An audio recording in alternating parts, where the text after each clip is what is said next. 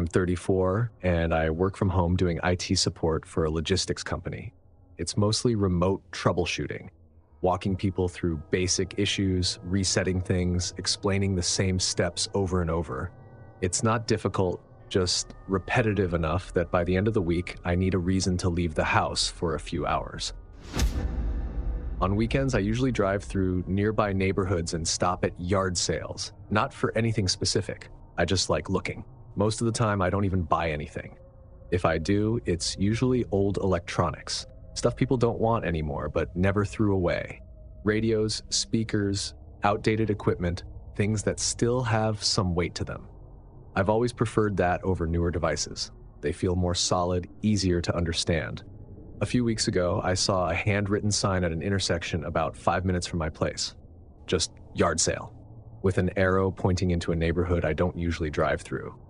I followed it mostly out of habit. The house was at the end of a short street. Not many people around, no other cars pulled over, which was a little unusual for a Saturday morning, but not enough to stand out at the time. They had a folding table set up near the garage, some kitchen stuff, a couple of lamps, a stack of DVDs.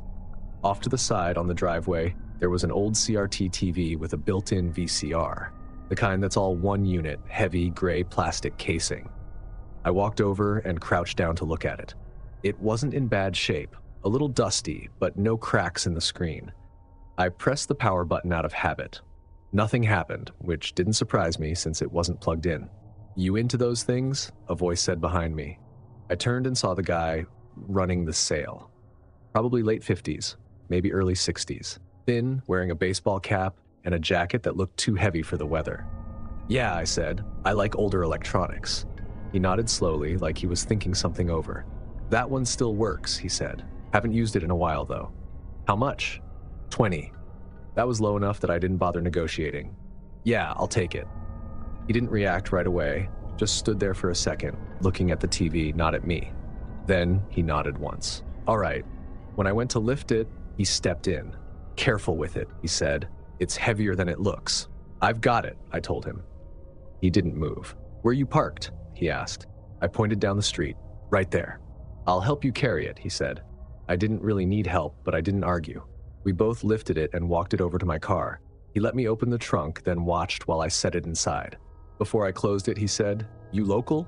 "Yeah," I said. "Not far." "What street?" It wasn't an aggressive question, just casual. I didn't think much of it. I told him the street name. He nodded again, like he recognized it. "All right," he said. "Just, if anything seems off with it, don't mess with it too much."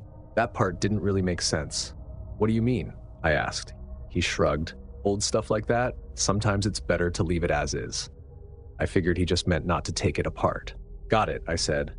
I handed him the cash, got back in my car, and left. The TV sat in my living room for a couple of days before I actually did anything with it. I had work, and honestly, I forgot about it. On Tuesday night, I finally decided to set it up. I cleared a space on a small stand near the wall outlet and plugged it in.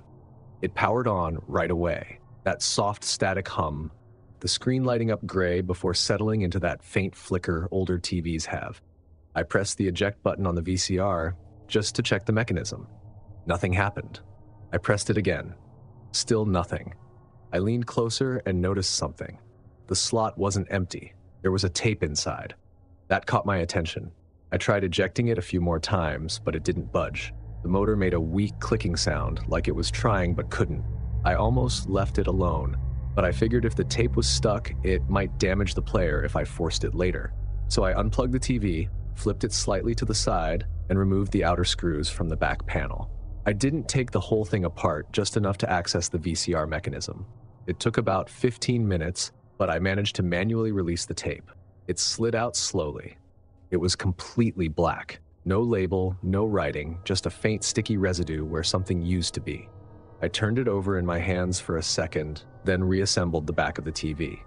Once everything was back together, I plugged it in again and inserted the tape properly. The screen flickered, then static. A few seconds later, the image came through. It looked like a normal home recording. Grainy, slightly washed out colors, the kind of footage you get from older camcorders. It showed the front of a house, just a static shot from across the street. The camera wasn't moving. I waited for something to happen.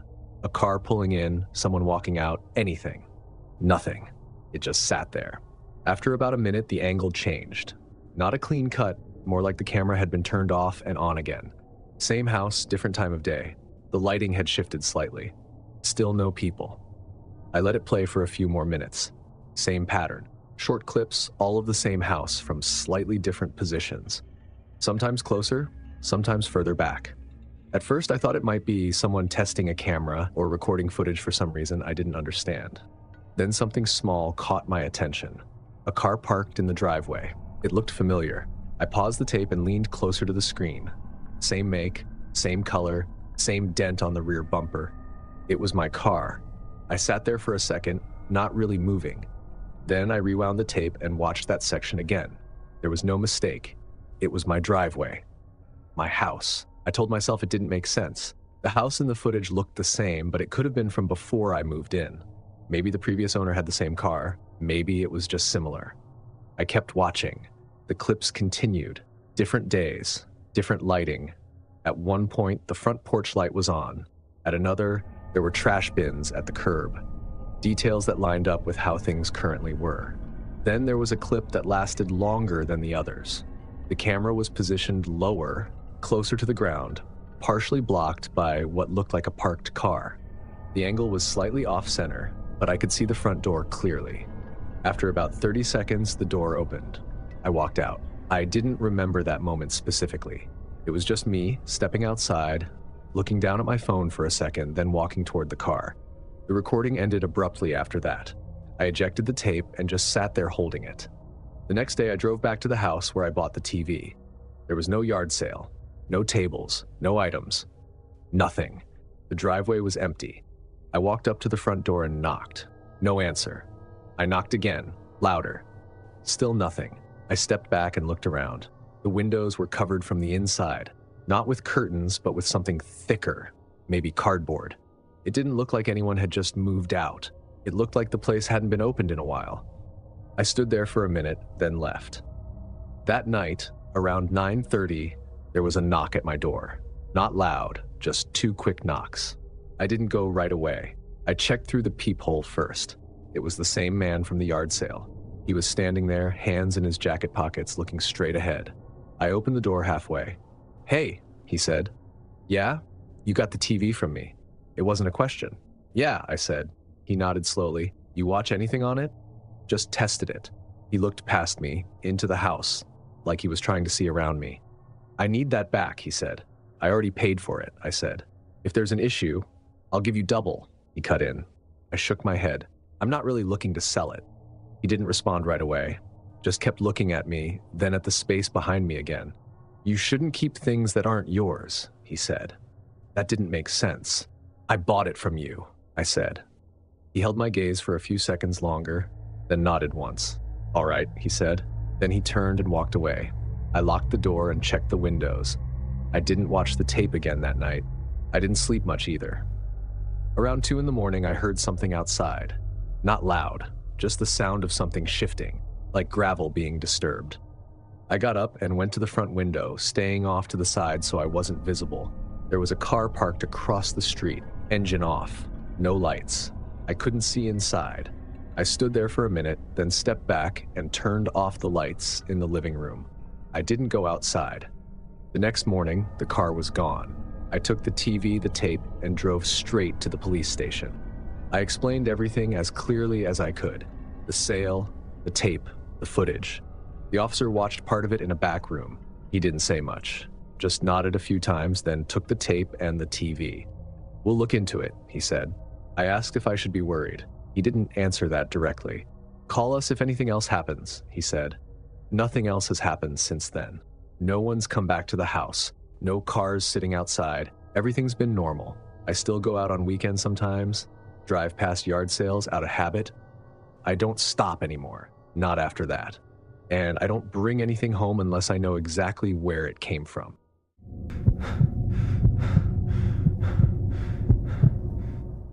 My wife was 7 months pregnant with our first kid. We'd been trying to keep costs down where we could, especially with furniture, since most of it gets used for a short time anyway. That's how we ended up going to yard sales almost every weekend for a while. Clothes, small stuff, things we could clean and reuse. It felt practical. The crib was something we hadn't bought yet. We kept putting it off because everything new was more expensive than we expected. One Saturday morning, we saw a sign for a yard sale about 10 minutes from our place, in a neighborhood just outside ours. It was quieter, older houses, longer driveways. When we pulled up, there weren't many people there. A few tables, mostly household stuff. It looked like they were clearing things out quickly, not really organizing anything. The crib was off to the side, already taken apart and stacked in a neat pile. White wood, standard design, a few small scuffs, but nothing serious. My wife walked over to it first and crouched down, checking the rails. "Looks fine," she said. I picked up one of the side panels. It felt solid, no cracks. "How much for the crib?" I asked. A woman sitting in a folding chair near the garage looked up. She looked tired, not in a normal way, more like she hadn't been sleeping. "50, she said. That was low compared to what we'd been seeing. "Was it used recently?" my wife asked. The woman hesitated for a second. "It's still good," she said. "We just don't need it anymore." She didn't elaborate. I looked at my wife. She gave me a small nod. "All right," I said. "We'll take it." When I started loading the pieces into the back of my SUV, the woman stood up and walked over. "You want help putting it together?" she asked. "I think I've got it," I said. "It's just a crib." She kept standing there. "It's easier if I show you," she said. "Some parts are not obvious." That felt a little unnecessary, but I didn't see a reason to refuse. "Sure," I said, "if you don't mind." She nodded and grabbed her keys. "I'll follow you," she said. She arrived about 5 minutes after we did. I already had most of the pieces inside, leaned up against the wall in what was going to be the baby's room. She walked in without really looking around much at first, just focused on the crib parts. "Where do you want it?" she asked. I pointed to the corner near the window. She started assembling it quickly, like she'd done it a lot of times before, faster than I expected. At one point, she stopped and adjusted one of the side rails. "That one sticks a little," she said. "I can sand it down later," I told her. She shook her head. "No, it's not that," she said. "Just make sure it's tight." She tightened the screws herself more than necessary. While she was working, I noticed she wasn't just focused on the crib. Every so often, she'd glance toward the hallway, then toward the living room, like she was taking note of where things were. It wasn't obvious, just small looks. When she finished, she stepped back and looked at it. "Don't take it apart again," she said. I smiled a little. "Wasn't planning to." She didn't smile back. "If anything feels loose, don't mess with it," she added. That was the second time someone had said something like that to me about something I bought at a yard sale. "Okay," I said. She nodded once, then left. That night, my wife went to stay with her sister. It was something we'd already planned. I stayed behind to finish setting up the room. Around 10:30, I was tightening a few screws on the crib, just making sure everything was solid. One of the lower rails felt slightly uneven. Not loose, just not perfectly aligned. I remembered what the woman said about not taking it apart, so I left it alone. I finished up, turned off the lights, and went to bed. The next morning, I went into the room to move a few boxes. The crib looked fine at first. Then I noticed one of the vertical slats on the side panel. It was slightly out of place. Not broken, just shifted, like it had been pushed from the inside. I stood there for a second, trying to remember if I'd done that while assembling it. I didn't think I had. I pushed it back into place and didn't think too much about it. That afternoon, there was a knock at the door. A man I didn't recognize was standing there, mid-40s, average build, wearing a plain hoodie. "Yeah?" I said, keeping the door mostly closed. "You bought a crib yesterday," he said. Not a question. "Yeah," I said. He nodded slowly. "That wasn't supposed to be sold," he said. I didn't respond right away. "You should give it back," he added. "I bought it from the owner," I said. "If there's an issue, I'm telling you," he cut in, not raising his voice. "It wasn't supposed to leave." There was a pause. "I can pay you for it," he said. I shook my head. "No, I think we're good." He stared at me for a few seconds, then his eyes shifted slightly, like he was trying to see past me into the house. "Where is it?" he asked. "In the house," I said. He nodded again. "All right," he said. Then he turned and walked away. I locked the door and checked the windows. Something about the way he asked where it was didn't sit right. That night, I heard a noise from the baby's room. A soft tapping. Not loud, just irregular. I stood in the hallway for a few seconds, listening. It stopped. I opened the door and turned on the light. The room looked the same. The crib was in place. Nothing seemed out of order. I walked over and checked the rails. Everything felt solid. I told myself it was just the house settling. The next morning, I noticed something different. One of the screws on the lower frame was partially backed out. Not loose enough to fall, but not tight either. I knew I had tightened everything the night before. I got a screwdriver and tightened it again. This time, I checked every single connection point. All secure. That afternoon, I saw a car parked across the street. Dark-colored sedan. Engine off. Someone sitting inside. I couldn't see their face clearly. I watched for a minute, then stepped back. When I looked again a few minutes later, the car was gone. That night, I decided to take a closer look at the part that had been uneven. I crouched down and ran my hand along the lower rail. There was a seam I hadn't noticed before. Not part of the original design, slightly off. I pressed on it. Nothing happened. I got a screwdriver and carefully pried at the edge. It took a bit of force, but eventually, a thin panel came loose. Inside, there was a small cavity carved into the wood. Wrapped in cloth, there were several memory cards. I stared at them for a few seconds before taking one out. I didn't want to, but I checked one on my computer. The files were short video clips. Different rooms, different houses. Most of them looked like bedrooms. Some were clearly filmed from inside closets or from low angles near the floor. I stopped after the third clip. There was a noise outside. I went to the front window and looked through the side of the curtain. The same sedan was parked across the street again.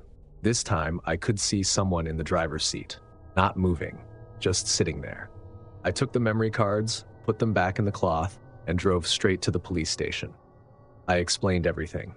The sale, the woman, the man who came to the door, what I found inside the crib. They took the cards, asked a few questions, told me not to go back to that house.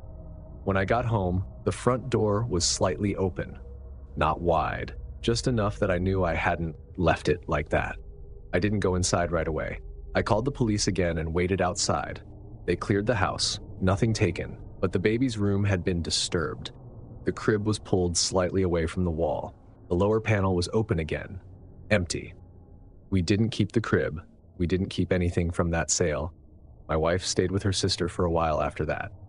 I replaced the locks, put cameras outside, and stopped going to yard sales completely. I still think about how easily that could have gone differently. If we hadn't checked it, if we'd just used it without noticing anything, or if I hadn't been home that night. I don't know who that man was, or how long they had been using that crib before it ended up for sale. All I know is they came back for it, and they knew exactly where to go.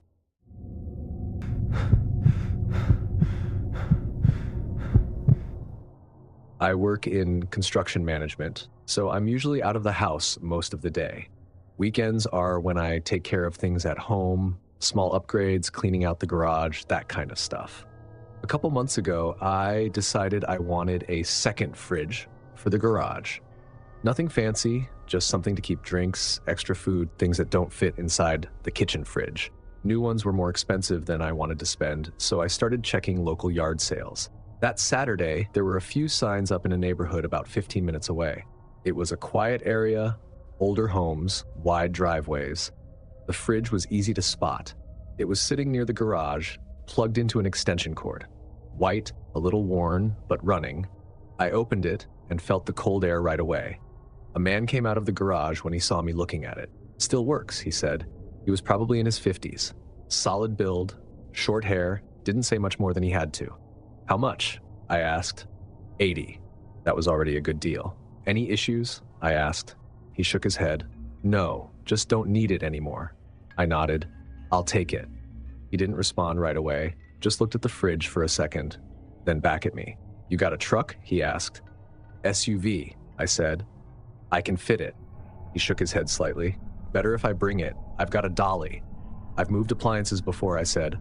"I know how to carry this one," he said. The way he said it made it sound less like an offer. I hesitated for a second, then said, "All right." He unplugged the fridge, strapped it to a dolly, and loaded it into the back of his pickup. "Where to?" he asked. I gave him my address. He showed up about 20 minutes later. I had already cleared space in the garage near the wall by the side door. He backed the truck into the driveway and got out without saying much. Just started unloading the fridge. "I'll help," I said. "I got it," he replied. He wheeled it into the garage, slower than necessary, like he was taking his time. When he got inside, he stopped for a second and looked around. Not obviously, just small movements. His eyes went to the side door, then to the shelves along the wall, then toward the door that leads into the house. "Right here?" he asked. "Yeah," I said, pointing to the spot. He positioned the fridge, then stepped back. "Got an outlet?" he asked. I pointed to the one near the floor. He plugged it in himself. It kicked on after a second. He didn't leave right away. Instead, he opened the fridge, looked inside, then closed it again. "You keep this door locked?" he asked, nodding toward the side door of the garage. "Yeah," I said. He nodded. "Good," he said. There was a pause. "Appreciate it," I said. He looked at me for a second longer, then walked out. For the first few days, everything was normal. I stocked it with drinks, some frozen stuff, nothing important. I was in and out of the garage a lot that week, organizing things. One evening, I noticed the fridge door wasn't fully closed, just slightly open. I figured I had left it like that. I shut it and moved on. A couple days later, I went out to grab a drink and noticed something else. The fridge was slightly pulled away from the wall. Not by much, maybe an inch. I didn't remember moving it. I pushed it back into place. It didn't feel loose or unstable. That night, around 11, I heard a noise from the garage. A dull sound, like something shifting. I paused, listening. It didn't happen again. I didn't go check right away. I told myself it was probably the compressor kicking on or something settling. The next morning, I found the fridge door open again, wider this time. I knew I hadn't left it like that. I checked inside. Everything was still there, nothing missing. I closed it slowly and stood there for a second, thinking about it. Later that afternoon, I noticed a car parked down the street. Dark sedan, engine off, someone inside. I didn't think much of it at first. Could have been anyone, but when I went back out an hour later, it was still there. Same spot. I couldn't see the driver clearly. I went back inside. That evening, I decided to take a closer look at the fridge. Not the inside, the back. I pulled it away from the wall a bit more. As soon as I did, I saw it. Something taped to the rear panel near the lower coils. A flat package wrapped in plastic and secured tightly. It wasn't part of the appliance. I stood there for a few seconds just looking at it. Then I peeled it off. It was heavier than it looked. Inside the plastic, there was a smaller sealed bag. White powder. I didn't need to test it to know what it probably was. I didn't put it back. I didn't touch anything else. I left the fridge where it was and went inside. I sat at the kitchen table for a while, trying to think through what to do. Then I grabbed my keys and the package and drove to the police station. I explained everything, where I bought it, who sold it, how he delivered it. They didn't seem surprised. They took the package, asked a few questions, and told me they'd look into it. "Did he see where you live?" one of the officers asked. "He delivered it," I said. He nodded. "All right. If anything happens, call us right away." When I got home, the garage door was closed like I left it. Everything looked normal. I went inside, locked the doors, and didn't go back into the garage that night. Around 1 a.m., I woke up to a noise. This time, it was clearer. Metal shifting. I got out of bed and moved quietly toward the hallway. The door leading into the garage was closed. I stood there, listening. Another sound, closer this time, like something being pulled. I stepped back and grabbed my phone, dialed 911, kept my voice low. "There's someone in my garage," I said. While I was on the call, I heard the side door open, then close. Footsteps, moving quickly, then silence. The police showed up a few minutes later. They cleared the garage, no one inside. The fridge had been pulled out from the wall, farther than before. The back panel was exposed. The tape was gone. Nothing else was taken. Not the tools, not anything valuable. Just that. I told them I had already turned it in earlier. They nodded, wrote it down, and said they'd add it to the report. I got rid of the fridge the next day. Didn't try to sell it, just had it hauled away. I replaced the lock on the side door and added a camera facing the driveway. For a while, I checked it every time I heard something outside, every time a car slowed down near the house. I still have the garage, still use it, but I don't leave anything out there that matters. And I don't bring anything home from yard sales anymore. Not if it came from someone I don't know, especially not something they insist on delivering themselves.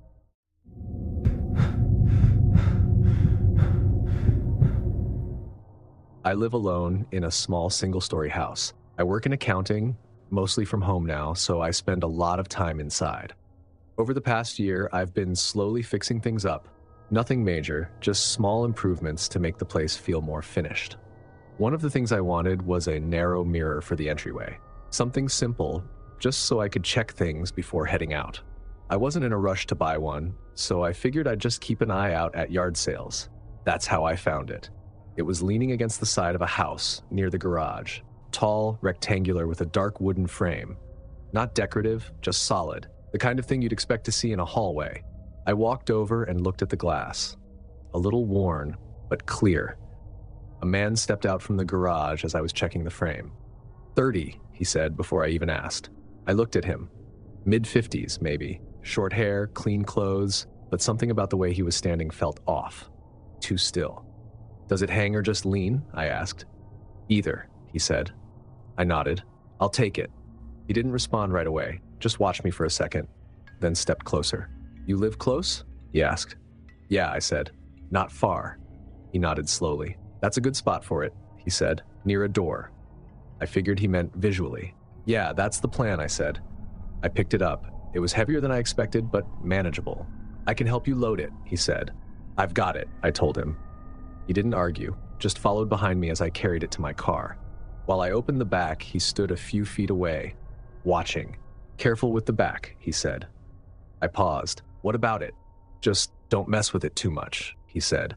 I didn't ask anything else. I paid him, got in my car, and left. When I got home, I brought it inside and leaned it against the wall near the front door. It fit perfectly. I stepped back and looked at it. It actually made the space feel more finished, like I had planned it that way. I left it there and went about the rest of my day. That night around 9, I locked up like I always do. Front door, back door, side windows. Routine. Before heading to bed, I passed by the mirror again. For a second, I thought it looked slightly angled. Not much, just not perfectly flush with the wall. I adjusted it with my foot and went to bed. The next morning, I noticed it again. The angle, slightly different from where I left it. I stood there for a second, thinking about it. It was leaning on hardwood. Maybe it shifted a little overnight. I pushed it back into place and didn't think much more about it. 2 days later, I came home from the grocery store and saw a car parked across the street. Dark sedan, engine off, someone inside. I only noticed it because it was directly across from my house. I carried my bags inside, put things away, and when I looked out again, it was still there. I couldn't see the driver clearly. I went back to what I was doing. That evening, there was a knock at the door. 2 quick knocks. I checked through the peephole. It was the same man from the yard sale. I opened the door halfway. Hey, he said. Yeah? That mirror, you still got it? Yeah, I said. He nodded. I think I made a mistake selling it, he said. I'll give you your money back. I shook my head. I'm using it. I can give you more, he said. I'm good, I replied. He looked past me just slightly like he was trying to see into the house. Where'd you put it? He asked. Inside, I said. He nodded again. All right, he said. He didn't push it, just turned and walked away. I locked the door and stood there for a second. Something about that felt off, but I couldn't point to anything specific. That night, I made sure everything was locked again. Before going to bed, I checked the mirror. Still in place. Sometime after midnight, I woke up. No loud noise, just that feeling that something had changed. I stayed still for a few seconds, listening. Nothing. I got out of bed and walked into the hallway. The house was quiet. I stopped near the entryway. The mirror was angled again, more than before, like it had been pulled slightly away from the wall. I didn't remember doing that. I stepped closer and looked at the floor. There were faint marks where the bottom edge had shifted. I adjusted it again, this time pressing it firmly back.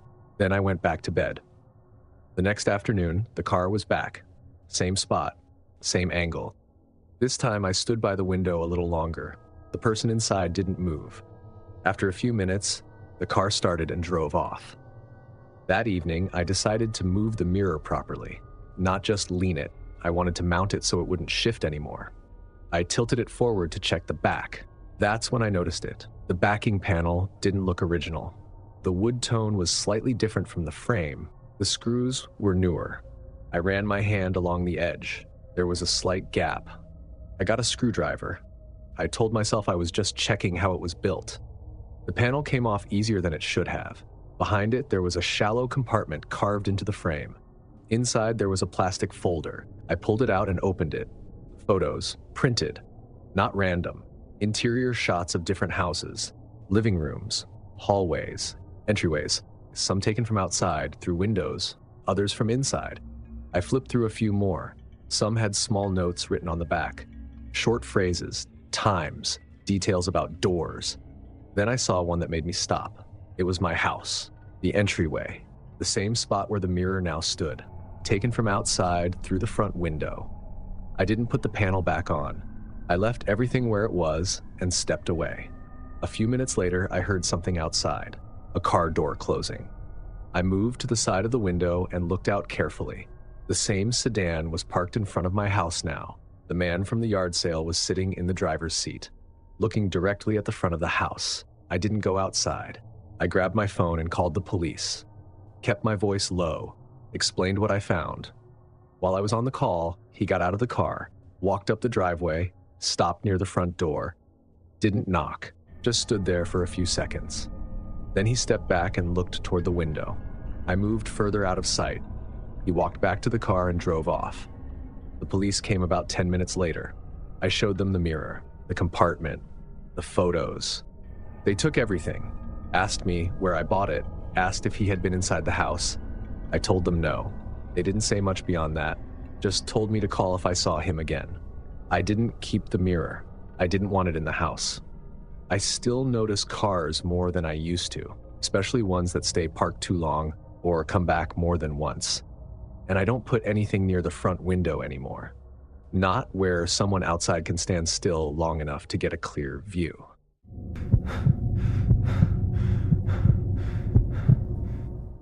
I live alone in a small house on the edge of town. It gets colder out here than it does closer to the city, especially at night. The insulation isn't great either, so in the winter I usually rely on a couple of space heaters to keep things comfortable. Last year, one of them stopped working right when the temperature started dropping. I could have bought a new one, but I figured I'd check a few yard sales first. It's the kind of thing people get rid of when they upgrade. That Saturday morning, I saw a sign posted near a gas station. Just cardboard with moving sale written in black marker and an arrow pointing down a side road. The house was a little isolated. Long driveway, no neighbors close by. There were a few items laid out on folding tables, but not much organization. It looked like they were trying to clear things out quickly. The heater was sitting on the ground near the garage. Old metal casing, the kind with a handle on top and vents along the sides, heavier than the plastic ones you see now. I crouched down and looked at it. A little rust on the edges, but intact. "Works fine," a man said from behind me. I turned. Late 40s, maybe early 50s. Average build. He had that look of someone who hadn't slept much. "You used it recently?" I asked. "Last winter," he said. "Still runs." "How much?" $25. "That was cheap." "All right," I said. "I'll take it." He didn't respond right away, just watched me for a second. "You got something to plug it into?" I asked. "There's an outlet on the side of the house," he said. "Let's test it." We carried it over together and plugged it in. It took a second, then the internal fan kicked on with a low hum. Warm air started coming out.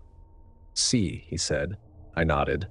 As I unplugged it, he said, "You live far from here?" "Not really," I said. 10 minutes. He leaned slightly against the wall, like he was just making conversation. "You out by the highway or further in?" he asked. "Closer to the edge," I said. He nodded, like that meant something to him. "Good," he said. I didn't ask what he meant. When I carried the heater back to my car, he followed a few steps behind me. "Careful with the casing," he said. "It heats uneven if it gets dented." "I'll keep that in mind," I said. I put it in the trunk. He didn't move right away. "If it makes any noise, don't open it up," he added. I looked at him. "Why would I open it?" He shrugged. "People do that." I nodded and got in the car. At home, I set it up in the living room near the wall outlet. It worked fine. The fan was a little louder than I expected, but nothing unusual for something that old. That night, I left it running for a few hours while I watched TV. At some point, I noticed a faint clicking sound under the hum of the fan. Not constant, just occasional. I assumed it was the metal expanding with heat. The next day, I left the house for a few hours. When I got back, the heater was off. I was pretty sure I had turned it on before leaving, but I couldn't remember clearly. I plugged it back in and turned it on again. Same hum, same occasional clicking. That evening, I was sitting on the couch when I heard something different. A light shift. Not from the fan, from inside the unit. I muted the TV and listened. Nothing. Then, after a few seconds, a faint movement again, like something settling inside the casing. I stood up and walked over to it. The air coming out was still warm. Everything seemed normal. I turned it off and unplugged it. The next afternoon, I noticed a car parked down the road. Dark-colored sedan, engine off.